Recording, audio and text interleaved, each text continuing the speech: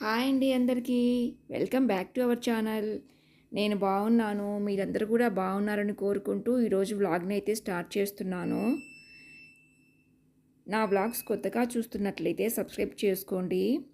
Already subscribe చేసుకొని ఉంటే skip చేయకుండా వీడియో మొత్తం చూసేయండి. ఓకేనా ఫ్రెండ్స్? ఇక వీడియోలోకి అయితే వెళ్ళిపోదాము. ఇక్కడ నేను కొత్తిమీర రైస్ చూపిస్తున్నాను. ఈ రైస్ చేసుకోవడం చాలా ఈజీ అన్నమాట.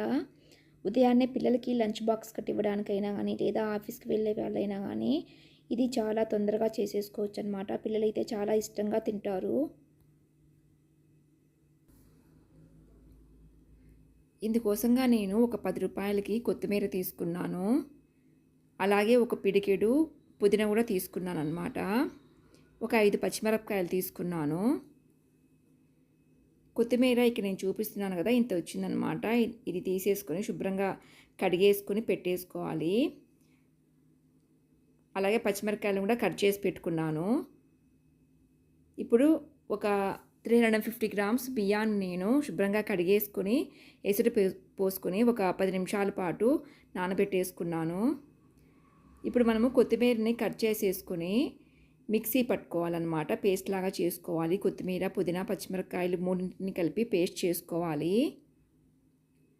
ఈ 3 మిక్సీలో వేసేసిన తర్వాత ఒక స్పూన్ ఆయిల్ కూడా వేసుకోవాలి. ఆయిల్ వేయడం వలన మనకు కొత్తిమీర, పుదీనా ఇవి కలర్ చేంజ్ అవ్వకుండా గ్రీన్గానే ఉంటుందన్నమాట. అలాగే కొద్దిగా నీళ్ళు వేసుకోవాలి. కొద్దిగా నీళ్ళు పోసుకుంటే సరిపోతుంది. ఇప్పుడు మూత పెట్టేసుకొని మిక్సీ పట్టేసుకోవాలన్నమాట. మెత్తగా పేస్ట్ లాగా చేసుకోవాలి.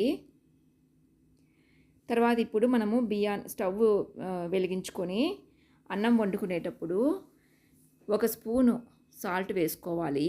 అలాగే ఒక హాఫ్ స్పూన్ జీలకర్ర వేసుకొని ఉడికించుకోవాలన్నమాట. నేను ఇక్కడ నార్మల్ రైసే తీసుకున్నాను. మనము డైలీ వాడుకునే రైసే తీసుకున్నాను అన్నమాట. మీరైతే బాస్మతి రైస్తో అయినా చేసుకోవచ్చు.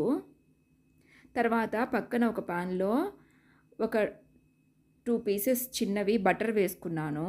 అలాగే కొద్దిగా ఒక 2 స్పూన్స్ ఆయిల్ వేసుకున్నాను. ఇది వేడైన తర్వాత మనం ఇందులో ఒక హాఫ్ స్పూన్ జీలకర్ర వేసుకోవాలి. జీలకర్ర వేసుకున్న తర్వాత ఒక 2 యాలకులు, 2 లవంగాలు, ఒక చిన్న దాల్చిన చెక్క ముక్క వేసుకొని ఫ్రై చేసుకోవాలి. జీలకర్ర వేసుకోవడం వలన కమ్మదనం వస్తుందన్నమాట రైస్కి. ఇది వేగిన తర్వాత మనము ఇందాక పేస్ట్ చేసి పెట్టుకున్నాం కదా కొత్తిమీర, పుదీనా, పచ్చిమిరపకాయలు, దాన్ని కూడా ఇందులో వేసుకొని ఫ్రై చేసుకోవాలన్నమాట. ఇది బాగా మనకు ఆయిల్ పైకి వచ్చేంత వరకు కొత్తిమీర అంతా బాగా ఫ్రై అయ్యి ఆయిల్ అంతా పైకి వస్తుంది కదా, అంతవరకు మనము ఫ్రై చేసుకోవాలన్నమాట. నాకైతే ఇది వేగడానికి ఒక 4 నిమిషాలు పట్టింది. ఈ విధంగా మనము వేగినంతసేపు కలుపుకుంటూనే ఉండాలన్నమాట. ఎప్పుడైతే ఆయిల్ పైకి మనకు కనిపిస్తుందో అప్పుడు కొత్తిమీర బాగా ఫ్రై అయినట్టు, అప్పుడే పచ్చివాసన లేకుండా ఉంటుందన్నమాట. మీకు ఉదయాన్నే టైం లేకపోతే ఈ పేస్ట్ మాత్రమే మీరు ఇంతవరకు ఇక్కడ నేను చూపించాను కదా ఫ్రై అయ్యేంతవరకు మీరు నైటే చేసి పెట్టుకోవచ్చు. ఫ్రిడ్జ్లో పెట్టుకొని ఉదయాన్నే అయినా కానీ మీరు మిగతా ప్రాసెస్ చేసుకోవచ్చు.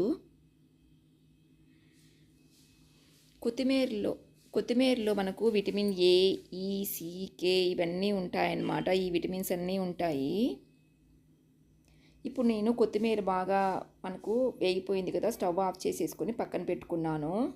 తర్వాత ఇక్కడ నాకు అన్నం కూడా ఉడికిపోయిందనమాట. దీన్ని ఒక స్ట్రైనర్లో వేసేసుకొని ఈ విధంగా వంపేసుకోవాలి. ఒక 15 నిమిషాలు ఇలాగే ఉంచుకుంటే అన్నం అంతా చల్లబడుతుందన్నమాట. అప్పుడే పొడి పొడిగా వస్తుంది. తర్వాత నేను ఇంకొక స్టవ్ మీద ఒక ప్యాన్ పెట్టుకున్నాను. అందులో ఒక 2 స్పూన్స్ ఆయిల్ వేసుకున్నాను. ఆయిల్ వేడైన తర్వాత మనము ఒక హాఫ్ స్పూన్ జీలకర్ర వేసుకోవాలి. తర్వాత ఒక 5-6 జీడిపప్పులను ఈ విధంగా కట్ చేసుకొని వేసుకోవాలి.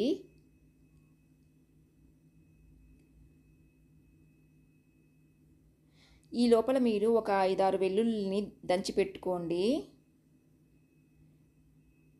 ఈ జీడిపప్పు వేగిన తర్వాత మనము దంచి పెట్టుకున్న వెల్లుల్లిని ఇప్పుడు ఇందులో వేసుకొని ఫ్రై చేసుకోవాలి.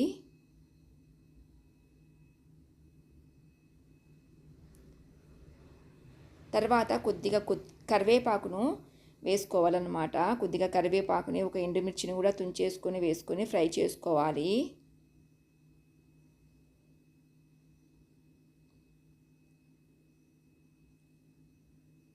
ఇవన్నీ వేగిన తర్వాత మనం ఇందాక ఫ్రై చేసి పెట్టుకున్నాం కదా కొత్తిమీర, అందులో ఇదంతా ఈ పోపునంతటిని తీసి అందులో వేసుకోవాలన్నమాట.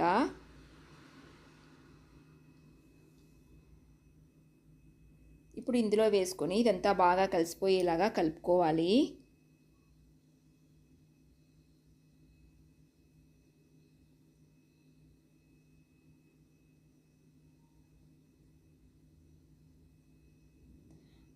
రక్తం చిక్కగా ఉన్న వాళ్ళకి ఈ కొత్తిమీర అనేది పలుచగా చేయడానికి ఎంతో దోహదపడుతుందన్నమాట.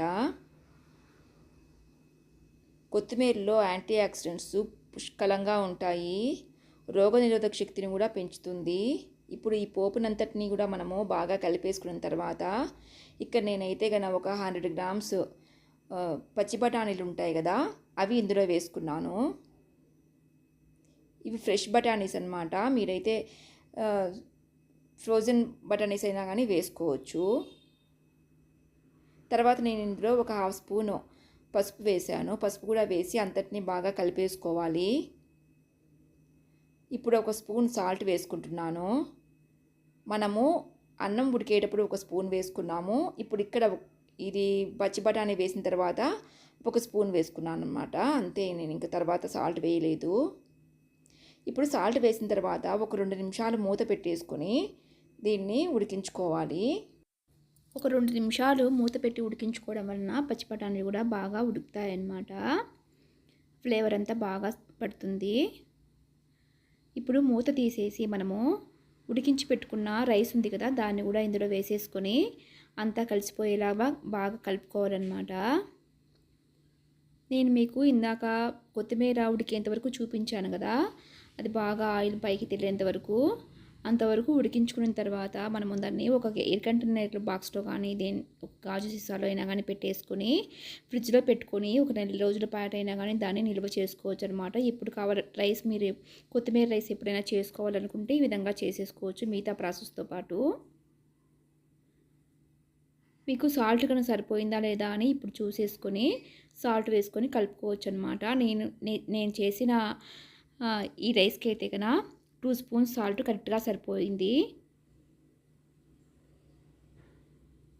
మీరు కూడా ఈ విధంగా ఒకసారి చేసుకొని టేస్ట్ ఎలా వచ్చిందో కమెంట్లో తెలియజేయండి. ఓకేనా ఫ్రెండ్స్, నా వీడియోస్ కనుక కొత్తగా చూస్తున్నట్లయితే సబ్స్క్రైబ్ చేసుకోండి. అలాగే ఆల్రెడీ సబ్స్క్రైబ్ చేసుకొని ఉంటే స్కిప్ చేయకుండా వీడియో మొత్తం చూసేయండి. బాయ్.